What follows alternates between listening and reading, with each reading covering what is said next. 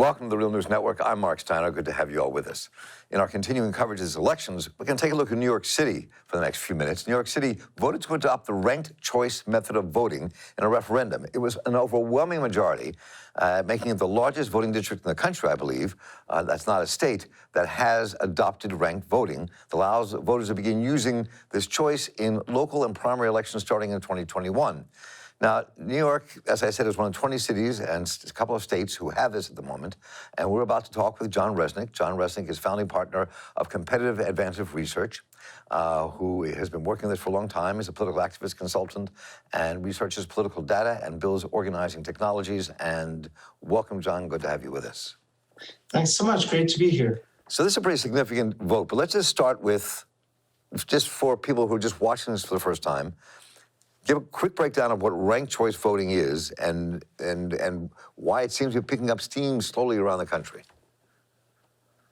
So ranked choice voting is the idea that rather than simply choosing one candidate over all of the others in what's known as a first past the post electoral system, voters are able to put in one or two or three or n ranked choices, so that essentially if the leading candidate doesn't reach a certain threshold of the overall population, usually how it works, and it varies a lot in the implementation, is that the bottom candidate is removed, and then essentially the votes for that candidate are taken out, and second or third and so on, candidate choices, are rolled in, so that essentially the candidate who received the most upvotes, if you will, gradually becomes the winner.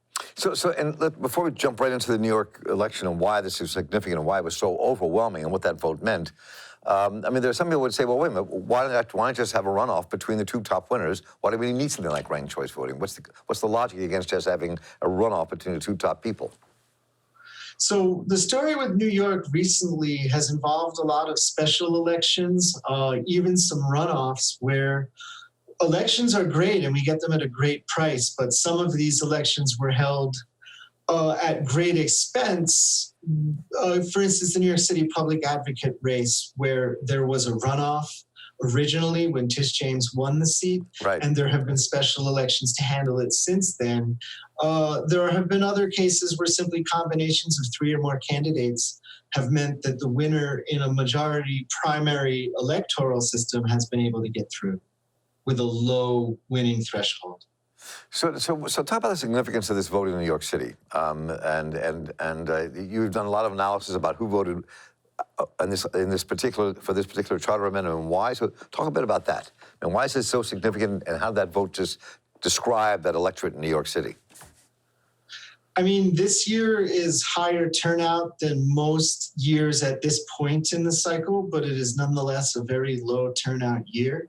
And I'm actually one of the folks who is a little, I question why the Board of Elections and the city would have arranged these charter revisions for this year.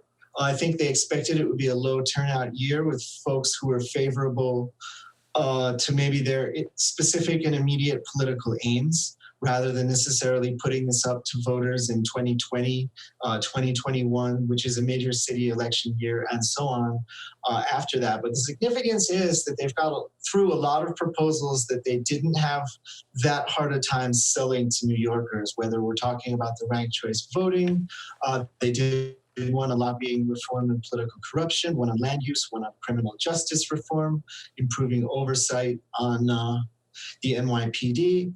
And they did one around the budget and some fiscal control and the city's corporation council. And so while these were very technical, they basically were able to offer it at a time when there wasn't much else to pick among for voters, and voters were willing to say yes. So, I mean, what do we know about the voters who said yes? It was like a 73% vote yes. That is one piece of the question. The last part of the question is I mean, what did you, when you look at that map of how people voted in this election, what does it tell you for this particular ballot, this particular ranked choice voting? I mean, a lot of the features of the map speak for itself in terms of the communities, political enclaves, many of them that are known to be, including where there are the last Republican holdouts, some officials in the city, particularly you look at Staten Island, South Brooklyn. I think one of the things that stands out is that this vote may well have been about, to a lesser or greater extent, whether folks agreed with the Democratic Party agenda for the city of New York rather than necessarily the specifics. Because we did have 5 different proposals. We did actually have a general election for the public advocate. And we found in general that the incumbent Democrat, Jumaane Williams, his actual support spatially, geographically on this map, pretty much resembles where people were voting yes. And his opponent, Borelli, his support pretty largely overlapped with where people were saying no. So there was some sense of partisanship at the top of the ticket driving who turned out at all. And I don't know. My theory is that voters will frequently turn out to say no. But this was actually an election in New York City where they were given a raft of things, and the greater group, as you count them by far, came out and said yes. And yeah, it looks like it was 2 or 3 to 1 for versus against. It's good to see people voting yes for a change. But and it's finally talk about very quickly about why people who advocate ranked choice voting, when we're seeing it take place in San Francisco now, will help decide what happens in that district attorney's race. It's happening in 20 other cities in this country. So why do you think it improves democracy? What is this advantage? Because some people look at it and go, some people seem to be completely confused by it. So in New York, there's been a debate about it, and some of the debaters are in better faith than others. Simply put, looking at it at the top as I do, if the Voting Rights Act, the Federal Voting Rights Act, were being enforced, then certain impact studies would actually have been conducted about the implementation here. And this charter review essentially hands it to the regulators to work out the implementation in 2020, when a lot else will be going on. So setting aside the implementation, the idea of ranked choice voting is that it would dilute the power of institutions and machines and allow, a greater diversity of candidates essentially to work into the system, potentially curbing the effects of various forms of political segregation, whether you've got, packing and cracking, gerrymandering, and so on. It's believed that ranked choice voting would improve the expressiveness of voters. And the devil is in the details, and it really does matter how it's implemented. But a lot of the arguments that are being made really just have to do with equity and enfranchisement in New York. And it also seems to affect the ability of candidates from communities of color, candidates who are running for third parties, independent, to actually have a competitive advantage, because they can actually run and have a chance of winning where they would not in a straight up and down vote. So New York City, the elections for which this fix is being offered, this isn't for state legislative or federal races at the moment in New York City.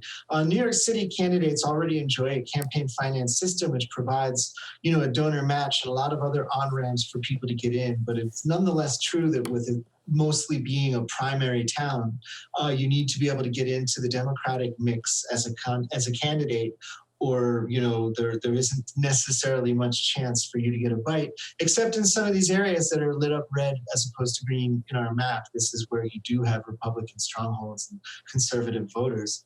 That said, what was the first part of the question? I apologize. No, I was just I asked the question very quickly because we're about to wrap up here about the effect that ranked voting can have on people who are running as third parties, on people who come from communities of color. That one of the arguments I've always read about this, and people have made this argument to me before, that ranked voting actually allows for a stronger democracy because it gives a boost to independent candidates and communities of color. Yeah, so there's a lot of arguments, explanations, emphasis being put out there on the idea that ranked choice voting would create some new dimensions in electoral strategy for more, cooperation or civility, if you will, and that there's more of a sense of wanting cross appeal in terms of, well, if you're not this person's first choice, you can be their second choice, or if this is your first choice, think of me.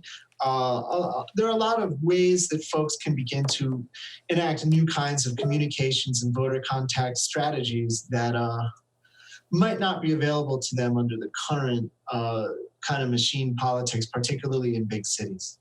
Well, John Resnick, this is fascinating. Well, good to talk to you. Thank you for your agreeing to be with us this afternoon, and we'll talk a little more and see where this goes.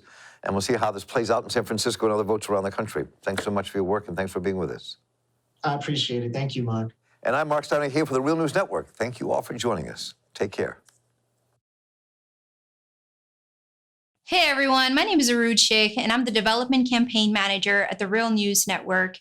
If we're going to stand up to the corporate elites, then we need your help to make people-powered media. And that's why I'm asking you to please donate to the Real News Network. And while you're at it, hit the subscribe button. Thanks so much.